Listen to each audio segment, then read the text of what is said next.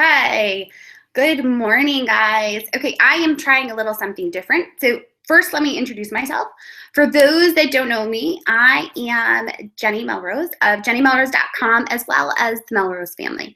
So over at the Melrose Family, I create quick and easy recipes and as well as projects for busy parents. And then over on Jenny Melrose, I help influencers and entrepreneurs monetize and grow their sites. And of course this is live, so of course the phone has to ring. The phone normally never rings, but we're just gonna ignore that. Okay, so I am live right now on my Facebook page as well as on YouTube Live. We're trying a little something different out today. We're gonna see how it goes, okay? As we're going through, no matter where you're watching, if you're on YouTube or if you're on Facebook, please feel free to leave me any questions or comments.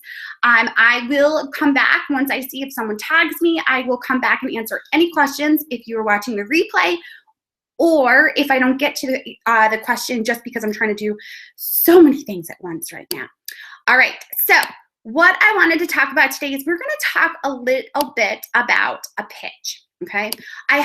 Last week, I came in and I did a live training on my Facebook page about the art of a pitch. So today we're gonna talk a little bit more about a roadmap to a pitch. So I know that there are a lot of questions, and I want you guys to be able to answer those as we're going through these. Sorry, I'm trying to do two things at once. You know how it is, but I am ready. So we're gonna get right into the roadmap of a pitch and what that should consist of and what it looks like. So for those that aren't familiar, I am very well known for my working with brands e-course. The e-course is not open right now. Cart will be launching again April 14th. We will be opening up Cart for purchasing again, and we will be having early bird specials, some bonuses added on in, all the fun that normally comes with a launch, of course. So we're gonna go into some greater detail about the e-course in a couple weeks. Today we're gonna concentrate though on the pitch. And a lot of the reason that I concentrate on the pitch is because in order to work with a brand, you have to be able to pitch them. And you need to know what to say and what to have in that pitch. So if you are a blogger, or even if you're just an influencer, and I shouldn't say just an influencer. So when I say influencer, a blogger normally is an influencer, but an influencer can also be someone that may have a social media platform that doesn't consist of a blog. So it could be Twitter, Instagram, whichever it might be. If you have a platform where you actually have influence, then you're an influencer. And you can pitch brands in order to get paid for the content that you put out on your platform. Now, there are a lot of talk right now about all of the networks. And I'm in a couple different Facebook groups, and I've been blogging for quite some time, 6 years, dinosaur here. And the conversations that are happening are that they're seeing less and less campaigns come through from the networks. And I believe that this is going to be the trend that is going to continue. And the reason for that is because the brands are seeing that they don't necessarily need to go to a middleman, like a network that goes and finds the influencers. They're finding now that they can go directly to the influencers, and we know what they expect, the questions to ask, because there are people like myself and there are other people that are out there. They're talking about, what should a sponsored post look like? What kind of information should you be giving? What are your impressions? All of the information that goes into working with a brand professionally, the information is out there so that people are able to find it. So that is a large reason why I believe that the networks are not as successful. So with that being said, what I do is I want you to be able to take the power back and to be able to pitch the brands directly. Okay, Deborah, I'm so glad you're jumping in. Deborah says, and you don't think that there are so many more bloggers, brands are getting saturated with an excess of bloggers. I don't, Deborah, because the reason I'm going to tell you that is because in one of the networks, I am listed as a top 100 influencers. And in that group, I'm not going to say what platform or what network it is, but in that network, I know that they called out 100 influencers that they put at the top of their line for their networks. And we range from all sorts of different niches and all sorts of different prices. And throughout that 100 top influencers, everyone is seeing a lot less. And a lot of the way that the networks are set up, they're not seeing as many campaigns coming through from brands because they are going directly to the bloggers now. Or better yet, the bloggers are going directly to the brands because they do understand the influence that we have. We can do certain things and can pitch certain strengths that I teach in working with brands that can set us apart, where if you were to work in a network, you can't necessarily do that because not everyone is confident and comfortable. So of course, you're probably wondering what I'm talking about. Well, Facebook Live, let's say, for example, you can't necessarily go to a network, grab 10 influencers and say, okay, you're going to do Facebook Live. Not everyone is comfortable with Facebook Live at this point. Even though obviously the reach may be higher if you do a Facebook Live, they can't write that into the contract to work with a network. But if they work singularly with the bloggers that are on Facebook Live, or the bloggers that are pitching themselves as someone that is on Facebook Live, it's much easier for them to want to work with them.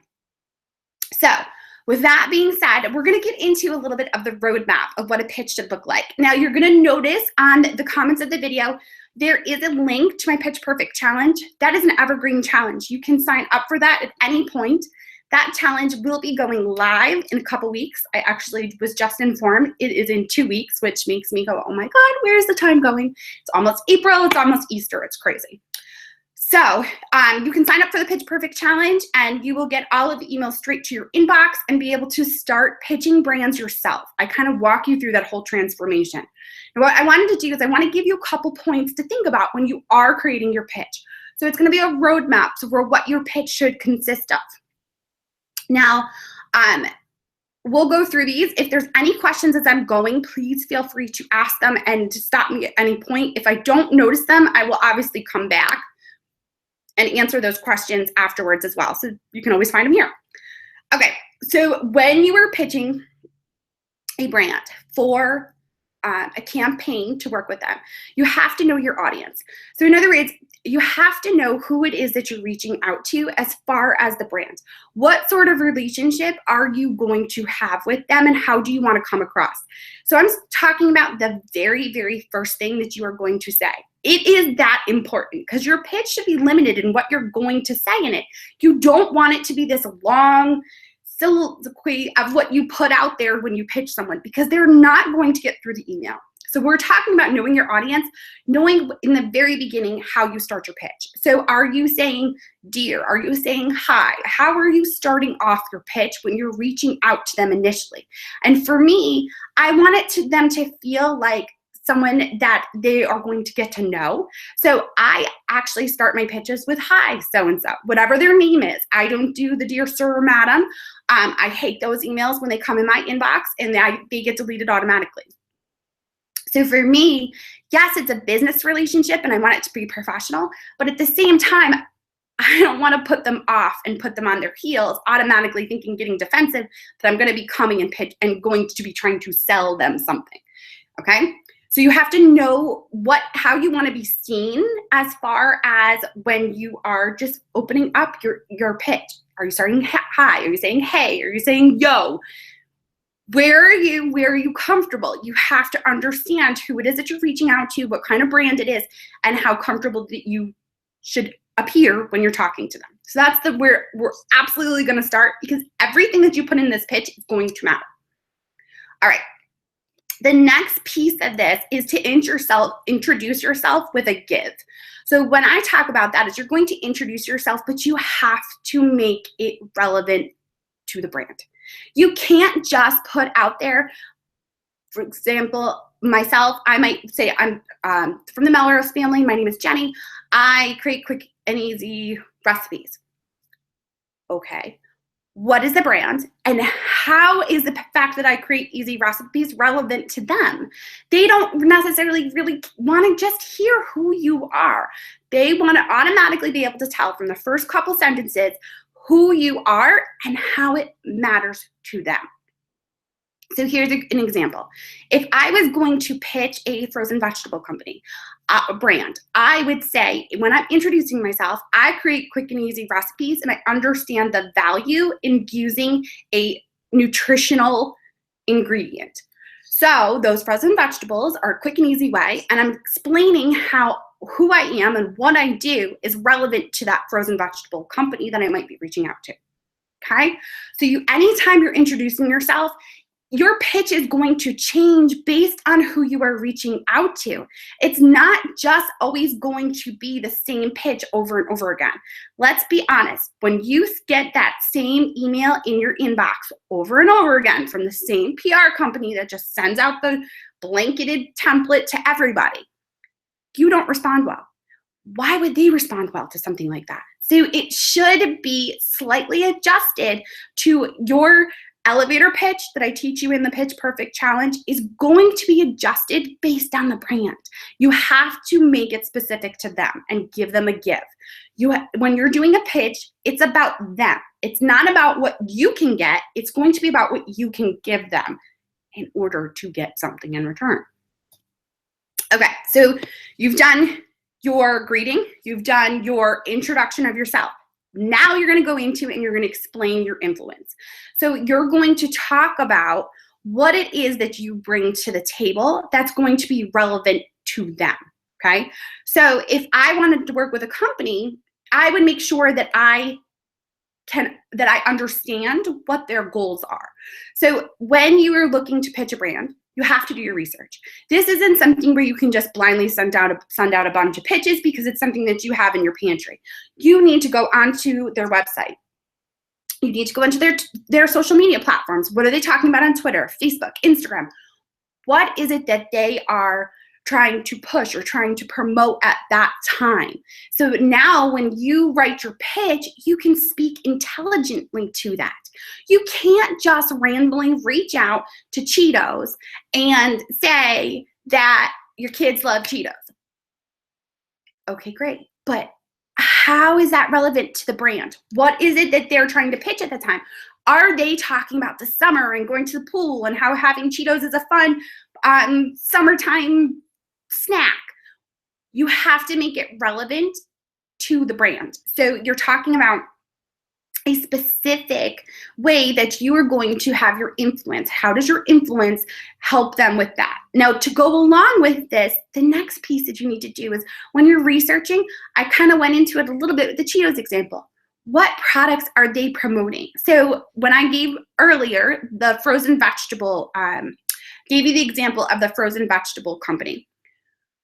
You want to look and see, what are they putting out on Twitter and Facebook? Are they promoting something about how they have a new line of frozen vegetables that include protein in them with rice and whatever else? You want to make sure that you make it relevant to the product that they're trying to pitch at that time. Yes, I always teach that you pitch 3 months in advance. So obviously what they might be putting out on Twitter right now may not be what they are going to be looking to pitch in the 3 months, but they're going to notice that you have done your homework. And that is a huge difference to them. When they see that you have done your homework, even if they're not looking to push that campaign, that specific product 3 months from now, they're going to notice that. This is all about setting yourself apart. Deborah asked the question about it being oversaturated because there's so many bloggers. There are a lot of bloggers, but you have to set yourself apart. What do you bring to the table that is different than anyone else? Deborah, I know that you're watching live, so I'm totally going to call you out. And I obviously know you very well because you're part of my master's program. So you are set apart because everything that you create is made in a bowl. That is so unique and so specific to you. Every single time you pitch a company, that should be included in your pitch. And I know that we have talked about this in our consultations that we've done with each other. You have something that's unique. Everybody does. Each and every one of you has something that's unique, and you need to be able to show the brand how your qualities are going to benefit them and put them on the map with your audience, because that's what they care about. They care about being put on the map with your audience because you're the influencer. People trust you. Your audience trusts you. They know you. So by being able to show the brand how your audience knows you so well and knows what it is that makes you unique, That is going to make the difference to the brand. Okay, Marielle, thank you. Hey, Marielle, I see that you're joining in. I hope I'm saying your name right. I hope I'm not butchering it. I think that's what it is. Okay, so right now we've gone over 4 points. Now, I have a 9-point pitch checklist as well that you also get when you do the Pitch Perfect Challenge. So I'm kind of giving you a roadmap of the big pieces. The last big piece that you really have to make sure that you get in there is a call to action. You hear it over and over and over again. You have to have a call to action, otherwise people are not going to do anything. We are too busy this day and age to take the time to do anything else. So if you don't give them a call to action, what is the next step? What do you want them to do? So I actually teach in working with brands, and I'm kind of giving you my little secrets away as I go along. But I teach that your call to action is to ask if you can send your media kit as well as put together a proposal that is specific to that brand. So I have a ton of content on my site, jennymelrose.com, that goes more into the proposal side of things, what the benefits are. But you need to have a call to action that is very clear. Now, a lot of conversation has come up about, well, I send my media kit, my initial pitch. Okay, you can do that, but it's just another piece of paper that they're going to be looking at. It's another piece of paper that they're kind of like, yeah, so okay. Let them see, give your reach. So we talk about in the Pitch Perfect Challenge, you give your reach, which your reach when you're talking to a brand is going to be your page views for 30 days, plus the accumulation of your social media platforms. So all of your following could be 900,000, could be 200,000, whatever it might be. You're going to tell them that your reach is 200,000. Now, you haven't given away specifically what everything is. They hear a reach of 200,000 and they're thinking, okay, well, 200,000. 200,000 where? Is it on Instagram? Or do they have 200,000 followers just on Instagram? You want them wanting to know more, wanting to get more information about who you are. So in order to entice them and get the proposal into their hands, you're not lying. Let's be authentic, because I'm telling you right now, the PR agencies talk. So if you're pitching someone and you lie about your reach, and then you send over a media kit and your reach is like 2,000, there's going to be an issue. But you don't have to give it all away. You don't have to put it all, show your cards right up in the beginning. It's the perfect way to be able to say to them, can I send you not can, but I'd love to send you a media kit and a proposal for your review. That's their point where they either hit reply and say, yep, send it along, or they don't reply, or they say, no, we're not interested at this time, whatever it might be. So make sure that you always have a call to action. And I'm telling you, for me, it works to have the media kit sent afterwards, because they want to know the specifics of where my reach is. They want to know, is it on Facebook? Where could it be? They get excited. So having that kind of like, ooh, where could it be? Creates that ability for them to say, yes, we want to see your media kit, and send us a proposal while you're at it. Now, with the media kit, I have a media kit video training that is actually included in the course, as well as I have it separate. A lot of people have gone through the media kit video training because it's $9, and it gives you the ability to have a media kit after watching a 5-minute video training.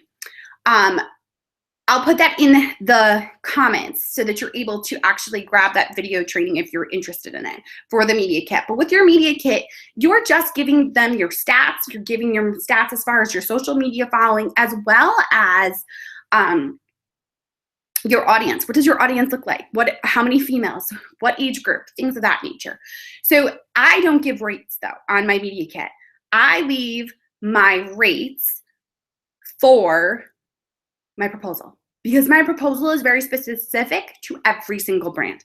And that is honestly the biggest piece of working with brands.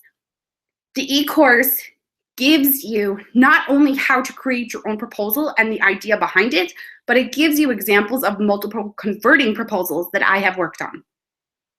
So there will be more information that will be coming in the next couple weeks about working with brands. There will be an opportunity to do Facebook Live with me. Okay, so there's a couple questions actually coming in really fast. So we've got, if a brand replies back and just wants your media kit, do you send that without a proposal? No. I pretend that I didn't notice that they said they didn't want a proposal, and I send it with the media kit. I don't just send over a media kit by itself. I put the two together because it gets rid of an extra step. If they then look at my media kit, if I had just sent my media kit and they took a look at my media kit, their next action is either going to be ignore me or ask for a proposal. So by sending the proposal when they ask for the media kit, I've kind of eliminated another step because this can be a longer process. So in order to shorten the process, we're just going to do we're going to give them the proposal with the media kit. Okay, guys. If there are any questions, if you watch the replay and you have more questions, please feel free to ask them. I need to run though because I have a live training in my membership site right now over my master's group that's going to be starting in about 15 minutes for them. If you are curious about my membership site, the master's program that I have, I will put the link in the comments as well so you can find out more information about the master's program. Okay, Sarah Root says, really fast, I'm doing my first sponsored post this month and freaking out. So happy I found you. No reason to freak out. Definitely, Sarah, go to jennymelrose.com. You will see that I have quite a bit of information about what to include in the sponsored post, how it should be written. I kind of get up on my soapbox because I'm very opinionated when it comes to what your sponsored post should sound like and absolutely shouldn't sound like. All right, guys, I will talk to you all soon. And for those watching that are part of my master's program, I'll see you in 15 minutes. Bye.